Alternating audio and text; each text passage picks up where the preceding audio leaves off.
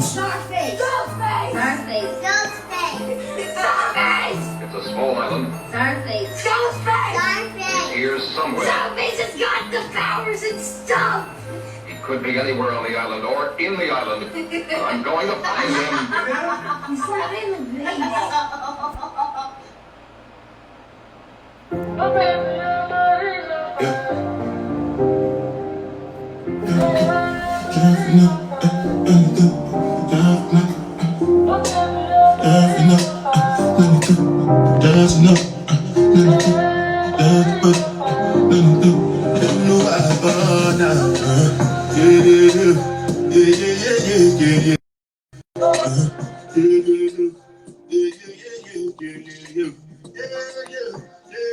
Good afternoon.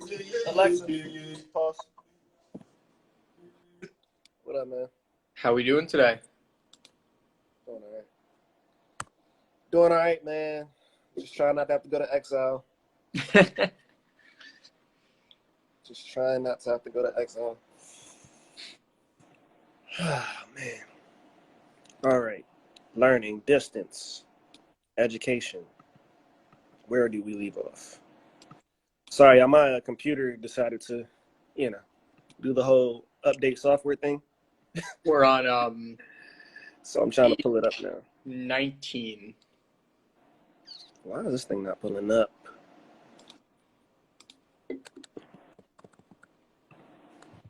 Any moment now it'll show up. There we go. 4 and 5, right? 4 and 5. It's Kels. What up? All right. Mr. Josh, you want to give us a recap? Westward expansion, Manifest Destiny, all that fun stuff. Sure. So as we've been talking about westward expansion and the idea of manifest destiny, which was the land that was next to the United States was Americans to take, and it was given to them by God. So with this belief that it was theirs and all they had to do was just show up, all they had to do was get there, they started moving west to settle farms, to settle towns, to start new jobs. When they were making their way across the continent towards California, towards the Pacific Ocean, they encountered Native Americans, they encountered people from Mexico, and with both of those groups, they fought them for that land and they won. With the Native Americans, they pushed them from their homes, from where they used to live, to new areas, and this forced migration, this forced travel was called the Trail of Tears. Many of them died during it. It was not a good moment in American history, and we're still feeling the effects of that today. With Mexico, some of the land that they had gold. It had valuable resources that we could take out of the ground and make money off of. And a lot of Americans were living in those areas. So we fought the Mexicans in 2 wars to take land from them. And those became the states of Texas, Nevada, New Mexico, and parts of California. All right, groovy. So I said we were going to pick up with the Indian Removal Act. We briefly discussed it, I believe, Mr. Josh, last week, but we didn't want to go through it because we wanted to save this great, large chunk of text for today.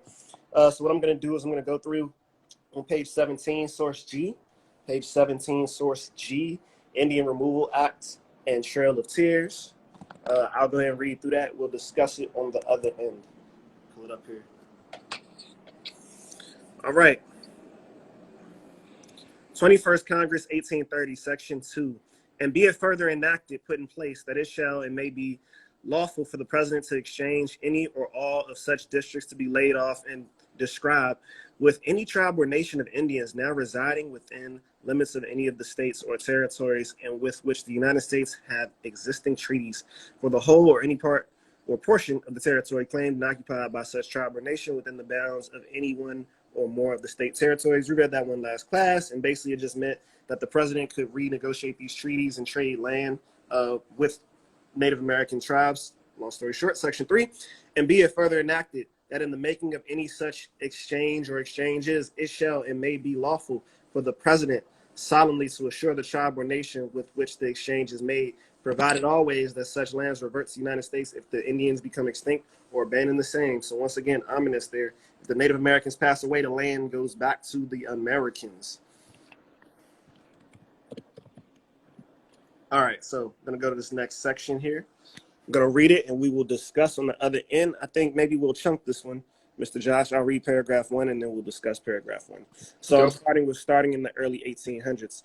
Starting in the early 1800s, the U.S. government began to systematically relocate Native Americans from their ancestral lands in the southeastern United States. The government sent the Native Americans to territories west of the Mississippi River in order to open the lands to white settlers. Some tribes signed treaties giving up their land, but others refused to leave their long-established homes. What did the U.S. government do to the Native American tribes who rejected the treaties and would not give up their land? All right. So, starting in the 1800s, the government began systematically. When they say systematic, Mr. Josh, they mean they had a formula for how they did it. They had a system, right? So it wasn't just randomized, right? They were like, we're going to move them this way. We're going to move them here. We're going to transport them on these days. We're going to use this many soldiers. We're going to take them this far. All those things were calculated in advance. Exactly. They sat down, they had a plan, and they went into this saying, we want their land, we want the resources they've been using, and we're going to get that stuff as best that we can without caring what they say about it. Correct. Now, when they talk about ancestral lands, they're essentially talking about land that these people have lived on for a long time, the only land they've ever known, right? So ancestral meaning land they've lived on for a long time. Their ancestors literally lived on it. Once again, this happened in the southeast of the United States, states that we consider to be in the southeast. We're talking about Georgia, Florida, Alabama, primarily in Georgia, because in Georgia they had a lot of land that the settlers wanted that they couldn't get to. Yeah. What was the importance, Mr. Josh, of white settlers settling this land? The U.S. already had claimed it and said that they owned it. But what was the importance of them having settlers on that land? So as we talked about last week with the Trail of Tears and what happened to the land after the Native Americans moved off, owning the land doesn't mean you're going to make money off the land. You need people to be there to farm, to pick crops, to do other things. So once we moved the Native Americans out, we moved white settlers in so that they could start doing things to make money, especially in Georgia with the First Nations, the tribes down there. Those areas became plantations, and slavery followed when white settlers came in because they needed people to pick the cotton, they needed people to grow the soybeans and the other things that they were growing in these areas. Now, question for the class. What do you think happens to Native Americans who don't sign these treaties? So, you know, a lot of them signed treaties saying, hey, take the land, we'll relocate, you can pay us whatever amount, because they didn't want to. They were tired of fighting these settlers. They were tired of fighting these Americans, these European descendants. They've been fighting them for close to 200 years now. They're tired of it, right? And they know they can't win, essentially. So they're saying, we'll just sign the treaty and get something out of it rather than nothing out of it. What do you think happened? Drop it in the chat to the people who did not agree, the people who did not sign treaties, the people who did not go peacefully. What do you think happened? Just drop it in the chat. Whatever ideas you may have. What do you think might have happened? What do you think the interaction was? How do you think that whole thing went down? Curious as to what you guys think.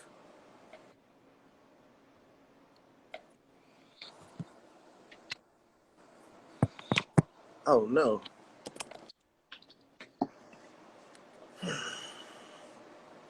They would die? Give me something a little more comprehensive than they would die. Did they just, God struck them down because of manifest destiny? Lightning bolt? You didn't listen? They would lose what they own? Yeah, but how so? How did they lose it? What happened? Was it just they eventually changed their mind? What happened? So with this, when the American government, when the white people came to these Native Americans and they said, hey, we'd like your land, here's some money, did they come peacefully, or did they come with guns? Were they ready to fight to take that land if the Native Americans wouldn't leave?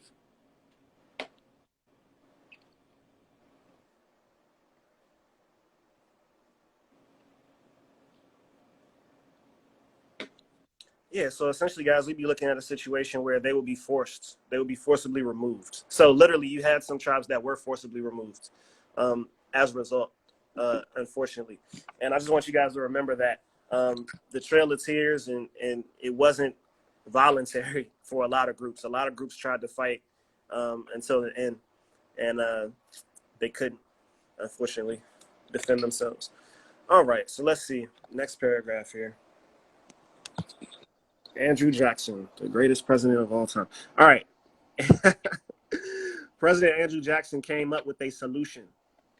Jackson believed that Indians had no right to their ancestral lands. Question for the chat: why did they feel like Indians had no right to their ancestral lands? Let's see if anybody can remember what we've been talking about. Why did they have no rights to their ancestral lands? I'll continue reading. Jackson pushed through the Indian Removal Act of 1830, which allowed the government to force the Native Americans off their land. Many tribes fought back, but they could not prevent the removal between 1816 and 1850. More than 100,000 Native Americans were ejected from their homes and sent to Indian Territory, quotes, in Oklahoma and Arkansas. These displaced tribes included the Cherokee, the Choctaw, the Chickasaw, and the Creek. But my question was, why did they feel that Native Americans had no rights to that land? It's something we talked about this year, and it has to do with manifest destiny. Why did they have no rights to their ancestral land? They've been living there. Why did they not have a right to it? Drop it in the chat, guys.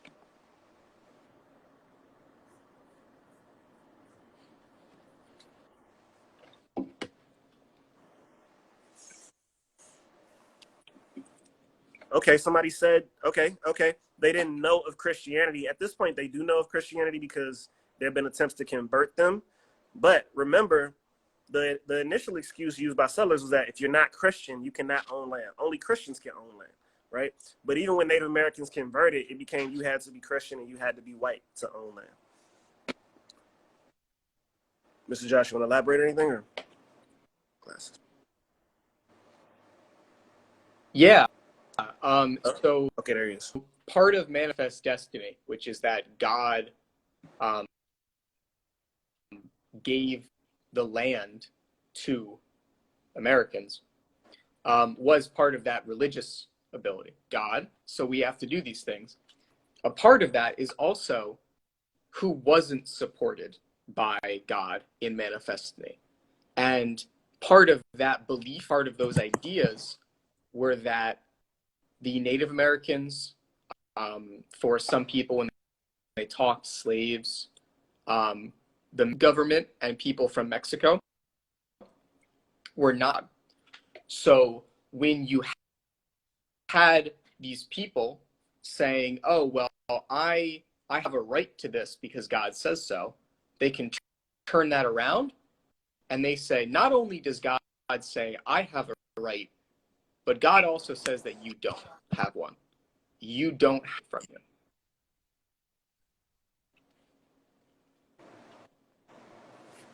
Correct. All right, let's take a look at this last paragraph here, and then we'll start looking at reparations after this. All right. The Cherokee had lived in the southeastern United States for centuries, and they were the most famous victims of the Indian Removal Act of 1830. Members of the Cherokee tribes were ripped from their homes, kept in detention camps, and marched across the wilderness. Along the way, about a quarter of the Cherokee who had been forced to leave Cherokee territory died. This reminder of one of the cruelest government actions in American history.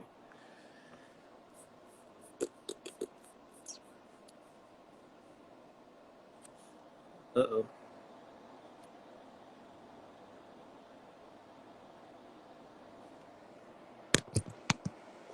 Happy birthday. Oh, man, people got birthdays in here. Happy birthday, people. Yeah, hit me up, text me. So, Mr. Josh, we're about to look at something called reparations, right? Reparations. And we hear a lot of talks about reparations more so in the current context than we do in the past context. So the way in which that I understand reparations are payments for wrongdoings to a people or a group of people for something that took place in the past. So it's typically not the people who were actually the victims, but the descendants of those people that would get the reparations. Yeah, so the look at it is if I get arrested and I get thrown in jail, if I'm convicted, if someone put me there I didn't do it. When I get released, sometimes I get paid some money. And that would be reparations because they're righting a wrong. They are.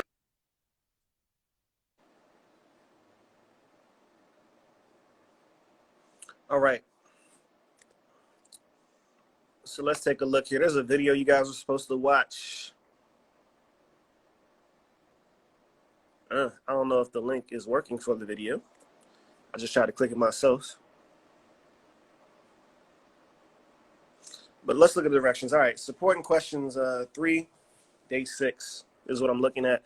Continue now by reading and annotating source H, reparations, which outline 2 opinions on an idea that has been proposed as compensation for the government actions forced upon Native Americans during the era of westward expansion. All right, so we're going to look at 2 opinions on the subject here.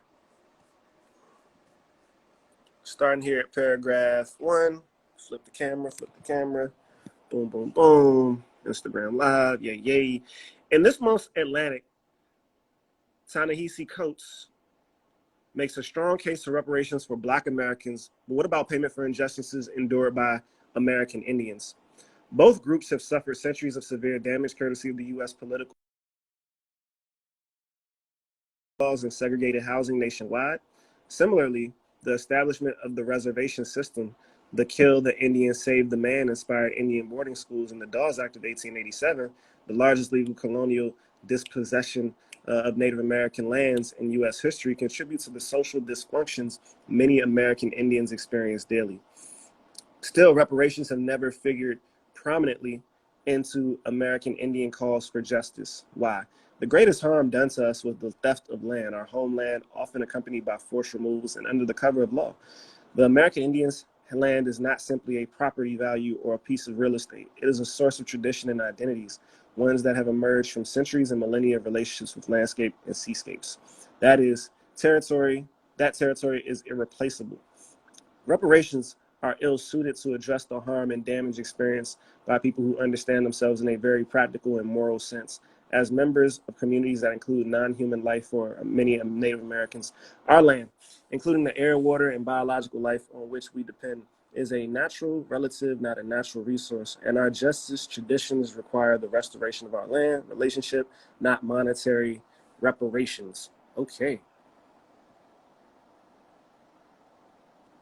Got a lot going on there.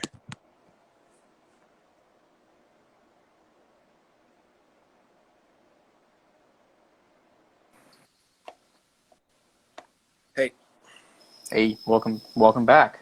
All right, so it looks like this argument here that he's making is that you can't give Native Americans reparations because to give reparations would mean they would need to have their land restored because the money would not do anything for the tradition and the loss that's happened over the course of time. Do you agree with that opinion, Mr. Josh, or do you think that opinion may be invalid? I think part of it, and this is something that these texts don't talk about very much, but the way that Native Americans traditionally live is over a wide range of area. So we live in a house, maybe we move sometimes, but we stay put. We only live in one place. The Native American cultures and a lot of their religious beliefs of their traditional cultural things requires a lot of movement. Their way of life, it's called nomadic. It means that they move around. It means that they live in many places. So when you take away their land, when you take away their ability to go different places, you basically tell them you cannot be you. We're going to take away something that's very important from you, and we're not going to give it back. So when we look at that, that destruction of their culture and destruction of their way of life, you can't really give them a lot of money and say, hey, I'm going to give you $100. That makes up for it. You can't really say that because, as you said, Mr. Pugh, one of the only ways to make up for that would be to allow them to continue doing it, to start again. And that would mean you have to give the land back, which is something that will not happen. So counter argument, Mr. Josh, and not necessarily my opinion, but I think an argument that needs to be brought up. We live in a globalized society, right? Like all societies now have some sort of interconnection. And Native Americans have not been the only group around the world that's been displaced from their land. So wouldn't the best way to give them reparations in accordance with the way society in our world is set up today be to pay them a sum of money, or make them or enrich them so that they can, let's say, thrive in this globalized economy that we have now? Yeah, I think there's a valid point there, because a lot of their their defense, a lot of their things that they really care about is that culture. It's that way of life that they want to keep and preserve so that more people can learn about it in the future. And by giving them reparations, by giving them that money, you are giving them an ability, you're giving them a way to preserve that culture through museums or traveling and telling their stories, or just living in a way that honors that heritage. So if you give them that reparations, you may give them the ability to preserve that culture instead of just tossing it aside. Now, I wonder also, when we're talking about two groups, right? We're talking about Native Americans and we're talking about African Americans.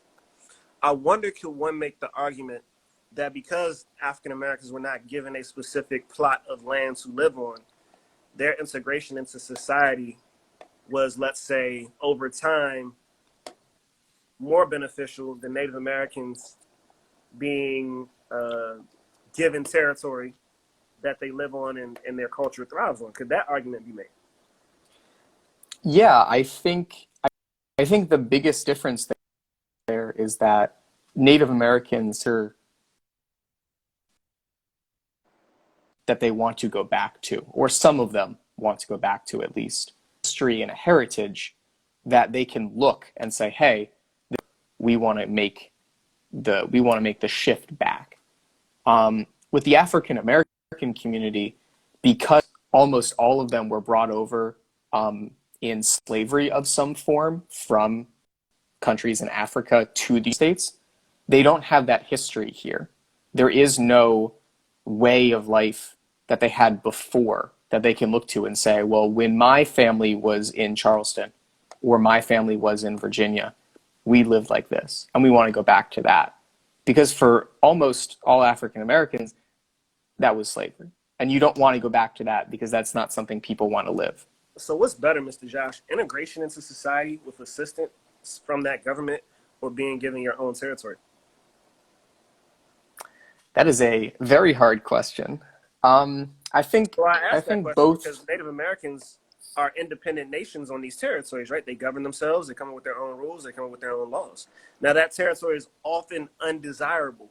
There are also often other issues that come along with self-governing, essentially within the walls or the bounds of another country. So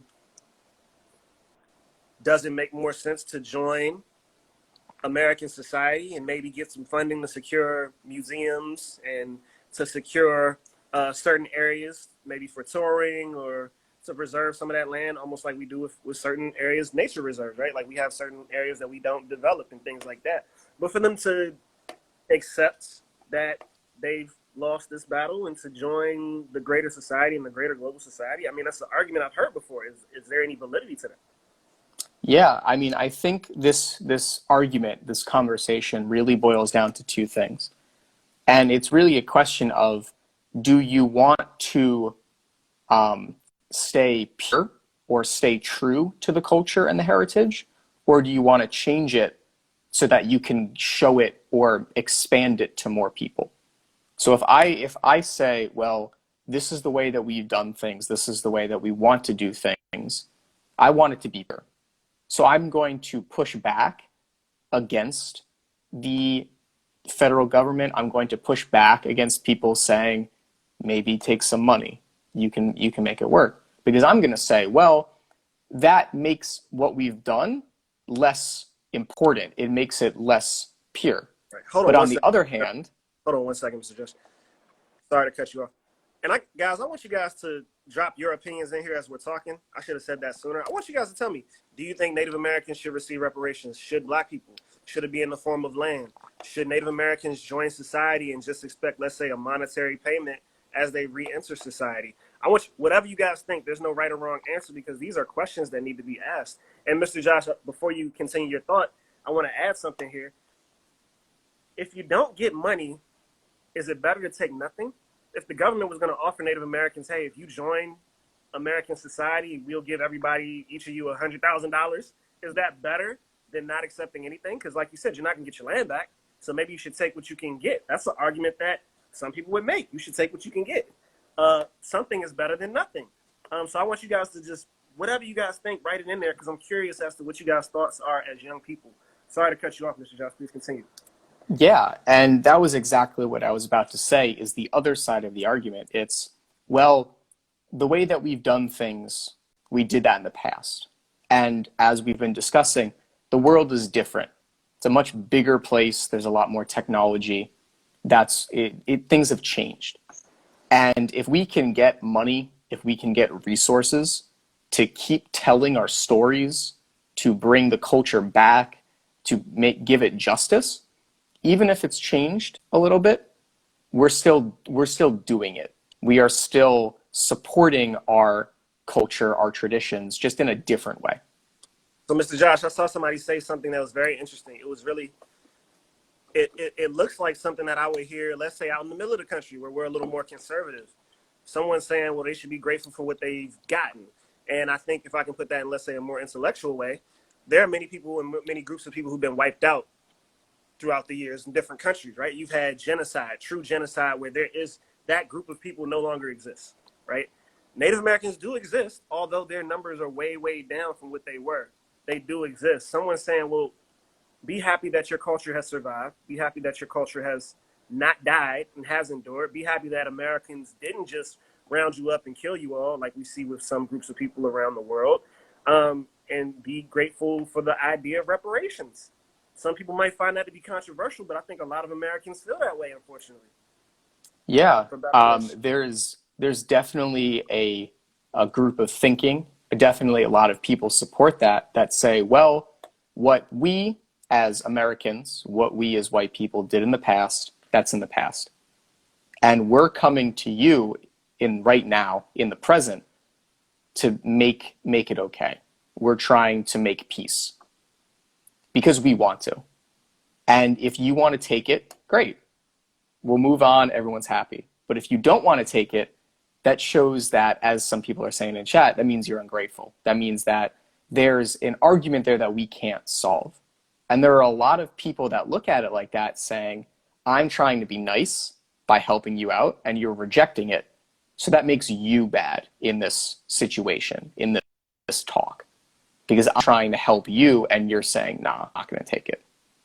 Now, the other argument that, and this is another controversial argument, Mr. Josh, right? So if you're a white person in America, you may be the ancestor of a person who committed these atrocities, but you are not the person who committed these atrocities. Do we just get to reset? Do we get to reset because it wasn't me, it was my father, my great-grandfather, my great-great-grandfather? Do we get to then say it wasn't me who did that? So let's all move on now and let's, water under the bridge. Can we say that? Yeah. That's the argument I hear. I heard it in college. Is that a fair argument? Yeah, and this is a thing that happens a lot of times when you talk about slavery as well, where people will say, well, I don't own slaves. I've never owned slaves, so why is it my problem?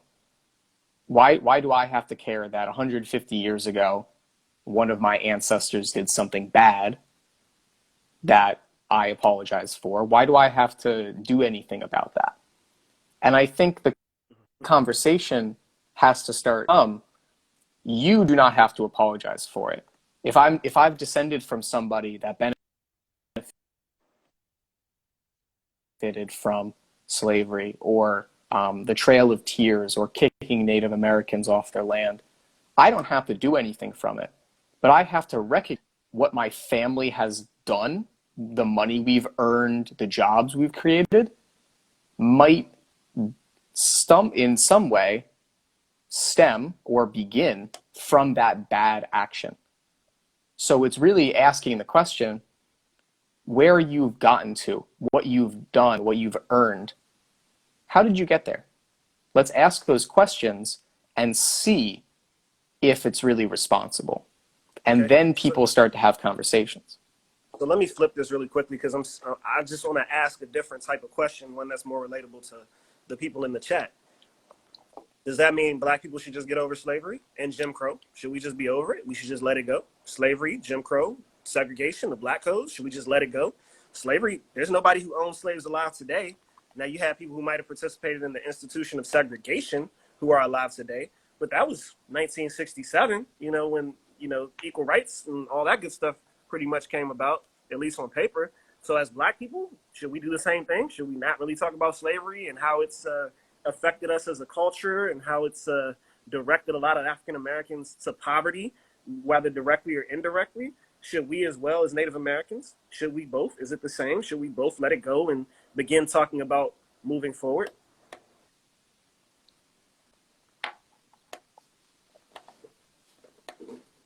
And that is an argument that some people make. They say, well, I haven't done anything wrong. None of my friends have done anything wrong. Why should we have to apologize for something that someone else did? But it brings up that same conversation of, it's not about what you did, it's about how you benefit from that. So if, with segregation, if I get a job, it's not my fault that I got the job, but if there are ways that hurt other people trying to get the same job, I have to recognize that my success might be due to the oppression of others or things that hurt other people's chances to do that same thing. And coming to terms with that, recognizing that, is hard for a lot of people because they want to believe that they've done everything on just themselves. They don't want to recognize that other people are a part of their success or their failure. So let me simplify the question as well. Should both Native Americans and Black Americans let that go? Should they both hold it steady and keep it at the forefront of American conversation? Or is it a split? Should Native Americans get over it and African Americans continue to talk about what's happening to them? I'm just wondering, do you guys see it as the same plight, or do you see it as something different? And there's no right or wrong answer, so don't be afraid to post. I'm just curious. Do you see it as the same thing? Do you see it as different? What Native Americans went through and them wanting to continue to bring it up in the conversation of reparations, and what African Americans went through, right? And you have people, I had this discussion with someone the other day. You have a group of people who are African American who say, hey man, everything's equal now. We have the same opportunities now. If you don't get where you're going, then, it's on you. And you shouldn't continue to talk about things that happened 50 years ago, 100 years ago, 200 years ago. Those things don't matter anymore. So I'm just curious. Go ahead and post in the chat what you guys think. There's no right or wrong answer, once again. And that last thing, there's no right or wrong answer. That's super important because with history, with all of what happened in the past, we can't just look at one person's view and say, that's it. That's what's correct. That's what we're going to say. We have to look at different points of view. We have to understand how many people saw it, what happened, and we have to understand that you can have the same event. You can have the same thing, but you can have different stories. So when we have these conversations, when we have people going back and forth, taking sides, we're making history. We're making information, we're making knowledge about what happened and getting closer to a narrative or a description or a story that fits the most people. So here's something interesting. I'm hearing the idea, or I'm seeing the idea of fault. That's a term that got brought up. Now, here's a question, right? Because you hear this argument when there's a debate between minorities, right? Like we hear minority debates. Like you might hear someone who's African American say that a Hispanic person willingly came over here. So if they get discriminated against, it's a little different than somebody who's Black and was born in America and was born into that discrimination because they have a choice to go back where they came from. So my question is, when we're talking about the idea of fault, is what happened to the Native Americans their fault? Is what happened to African Americans their fault? There are people who say, well, if you were stripped in the night back in West Africa and put on a ship and brought over to the Americas, that's not your fault. And there are people who say, well, Native Americans had a chance to defend their land and lost. So that is their fault. So I'm wondering what you guys think. Is there an element of fault here? Are Native Americans at fault, or were they just victims? Were African Americans at fault, or were they just victims? Are the two things the same, or are they different? Once again, a matter of opinion. I'm not going to tell you what to think. I'm just very curious as to what you guys think. Particularly when, once again, we're talking about this idea of reparations. Should you receive a payment for this? Should you receive some sort of retribution? And I believe, correct me if I'm wrong, Mr. Josh, the only group in America that's ever received reparations were, I believe, the Japanese after World War II. Am I correct? Yeah. That's the only minority group that's received reparations in America was after World War II, which we don't get to in this class. When Japanese were put in internment camps, they received some sort of reparation when they were let out of those camps for being essentially falsely accused of being anti or being enemies of the U.S. Exactly. So the only Americans that have been paid money for something wrong done to them was, exactly as Mr. Pugh said, after World War II. Because we were scared that Japanese Americans, American citizens, were going to support Japan in the war, we put them in internment camps. So basically we threw them in prisons so that they couldn't do bad things, so that they couldn't help Japan.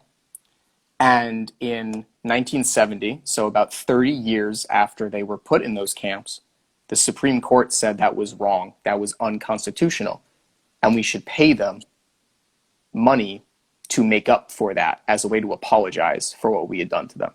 But they're the only group that has received money for anything that the government has done. Other groups have received certain things, such as the Native Americans, who have received some land. But as we talked about, the land that they were given was not very good. It wasn't able to support them very well. So you can make the argument that that gift or that help really wasn't helpful, as we've talked about.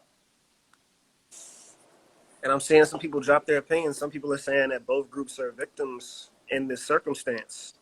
Looks like the majority of you guys think that both groups are victims. So we have somebody asking, why are we the victims? That's an interesting take, right? So you have different ideas that come about. Some people would say, and this is an argument I had in middle school. Now, I went to just to give you guys some perspective, I went to a all-white middle school. It was majority Jewish students in the middle school. So I was the only black male, only black kid. There were some African students. There were some Asian students. There was some diversity, but generally I was the only black student. And a lot of students were Jewish. So a lot of the students who were Jewish, you guys, we briefly talked about the Holocaust. We don't get to cover that, but it's something worth mentioning. What Jewish people went through during World War II, being executed for their religious beliefs and things like that. So we had conflicting, let's say, conflicting opinions, right? So for the Jewish students, they had been taught a lot about the Holocaust. And for me, I've been taught a lot about the Middle Passage and how many African Americans died during that Middle Passage. So one of the arguments that was made when we would have these debates and these discussions was like, hey, there were African people selling other African people. How can you guys be a victim when you had African people who were selling African people into slavery? The descendants of slavery. And then there was the argument that if you are a group and someone attacks you, that's different than you, quote, selling yourselves out.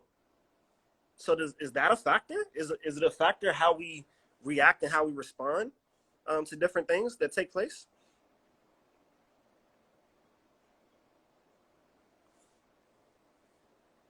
Do we have responsibility in these things that are taking place?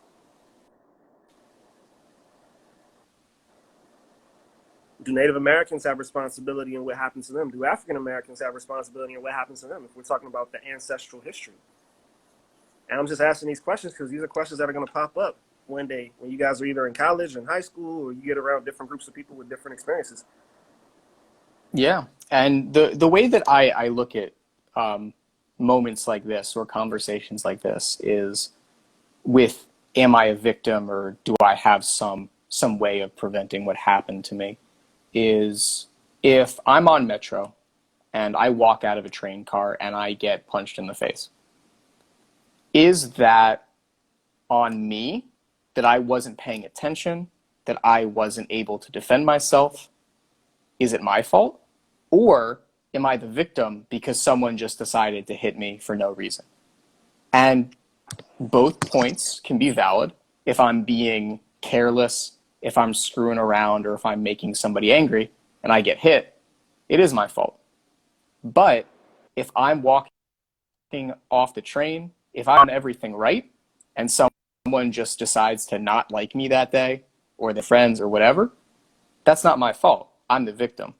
But both being a victim and being responsible can be true. You just have to understand what's going on in that situation.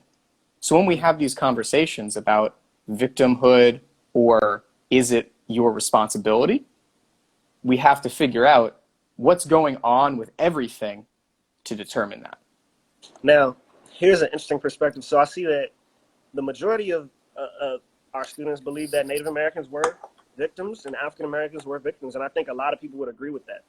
Now, here's my question, and Mr. Josh, you also, obviously you come from a culture that's experienced prejudice yourself. I wonder, and this is an argument that we hear, when you accept that you've been the victim, are you giving away your power and ability to improve your circumstance? That is an argument that we hear, that when you constantly talk about being a victim or identify yourself as a victim in history, you then take away the power of your culture to achieve and what it's been able to achieve and all those different things. Is that an argument? Is that something to be discussed, or is that something that you think might be propaganda by people who are, let's say, more conservative about history and have been the beneficiaries of being on the winning side? Yeah, so this is a super important question because it really, at the end of it, it asks, can you change things? So if I say, oh, I'm the victim, it wasn't my fault, things happen, I can take that two ways. One way, I can say, well, there's nothing I can do. It's just how it is. I can give up and let things happen to me. Or I can turn that around and I can say, I've done nothing wrong. I've done nothing that can make people act this way towards me. Because of that, I have to change how I look at it, how I address it.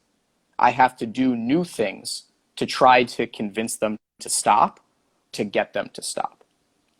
And that agency, that ability to do things or to give up is the real takeaway. When something bad happens to you, you either do something about it or you don't.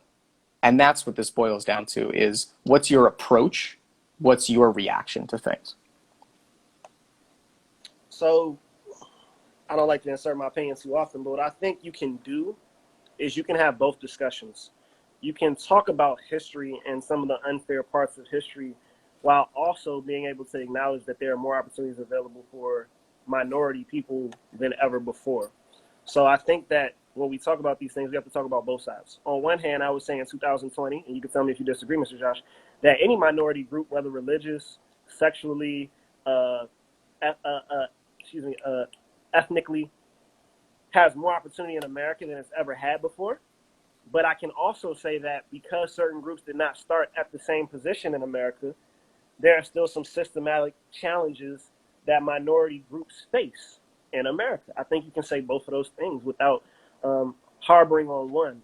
So my biggest concern, and this is something that I have debates with my colleagues when we do PD, is how much do we discuss the opportunity available and how much do we discuss the ramifications of the history on that opportunity available. And I think if you only discuss one or focus more on one than the other, then there's something to be lost. So that's why I try to explain to you guys the history and how it affects you to this day, but also that there are still more opportunities than ever before. I was born in 1990. You guys being born in, 2003, 2004? Oh, I think more than that, 2005, 2006, I think, actually. God, I was so young. You guys will have more opportunities even than I did. And in 1990, that's pretty good time. My parents were born in 1964 and 1967. They were born during segregation. So imagine being born during segregation versus being born 40 years after it, 30, 40 years after it. So I want you guys to think about those things as well. Any final comments, questions, anything, drop them in there before we go. Yeah, and as you guys are dropping in those last points, I wanna say again what Mr. Pugh said, is that with all of these conversations, things have gotten better. We can't just come out and say, things are the same, let's get angry. But even though things have gotten better for everybody, we have to recognize that there is inequality. There are things that are unequal for a lot of people. So if I'm here and someone else is here, as we both move up, that's great. But if there's still that gap, there's still something to fight for. There's still something to accomplish. So we can have a discussion, but we also have to recognize both sides, as Mr. Pugh said. And thanks, guys. Awesome job. Awesome conversation. You guys did a really good job dropping in the chat and discussing. Once again, you guys all getting extra credit for this. If you need me, hit me in the DM or whatever. Let me know. All right, we'll see you guys on Thursday. Right, Thursday? Yeah, Thursday. Peace.